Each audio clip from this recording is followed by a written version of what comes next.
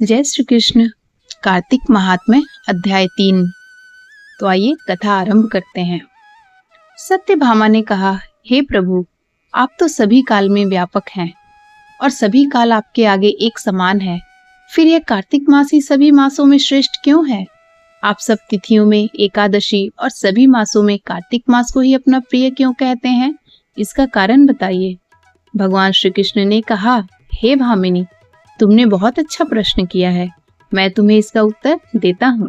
ध्यान पूर्वक सुनो।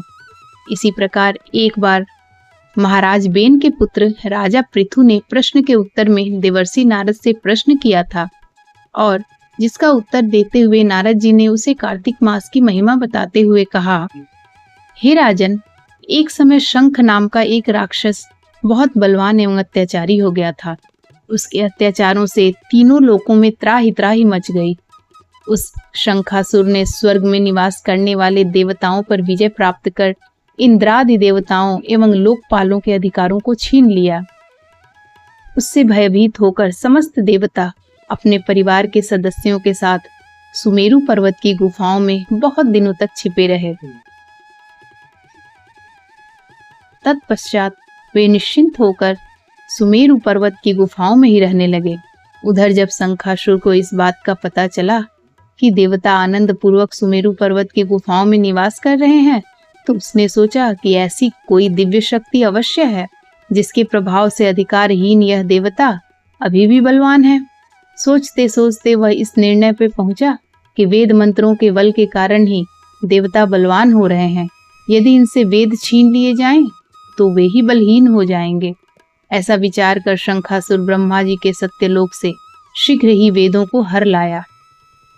उसके द्वारा ले जाए जाते हुए भय से उसके चुंगल से निकल भागे और जल में समा गए। शंखासुर ने वेद मंत्रों तथा बीज मंत्रों को ढूंढते हुए सागर में प्रवेश किया, परंतु ना तो उसको वेद मंत्र मिले और ना ही बीज मंत्र। जब शंखासुर सागर से निराश होकर वापस लौटा, तो उस समय ब्रह्मा जी पूजा की सामग्री लेकर सभी देवताओं के साथ भगवान विष्णु की शरण में पहुंचे और भगवान को गहरी निद्रा से जगाने के लिए गाने बजाने लगे तथा धूप गंध आदि से बारंबार उनका पूजन करने लगे। धूप दीप नैवेद्य आदि अर्पित किए जाने पर भगवान की निद्रा टूटी और वह देवताओं सहित ब्रह्मा जी को अपना पूजा करते हुए देखकर बहुत प्रसन्न हुए तथा कहने लगे, मैं आप लोगों के इस कीर्तन एवं मंगलाचारण से बहुत प्रसन्न हूँ।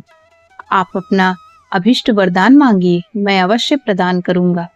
जो मनुष्य आश्विन शुक्ल की एकादशी से देवोत्थान एकादशी तक ब्रह्म मुहूर्त में उठकर मेरी पूजा करेंगे, उन्हें तुम्हारी ही भांति मेरे प्रसन्न होने के कारण सुख की प्राप्ति होगी। आप लोग जो पाद्य अर्घ्य आचमन और जल आदि सामग्री मेरे लिए लाए हैं, वे अनंत गुणों वाली होकर आपका कल्याण करेगी। शंखासुर द्वारा हरे गए संपूर्ण वेद जल में स्थित हैं। मैं सागर पुत्र शंखासुर का वध करके उन वेदों को अभी लाए देता हूँ। आज से मंत्र बीज और वेदों सहित मैं प्रतिवर्ष कार्तिक मास में जल में विश्राम किया करूँगा। अब मैं मत्स्य का रूप धारण करके जल में जाता हूँ।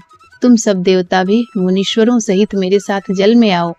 इस कार्तिक मास में जो श्रेष्ठ मनुष्य प्रातःकाल स्नान करते हैं, वह सब यज्ञ के अवभृत स्नान द्वारा भली भांति नहा लेते हैं।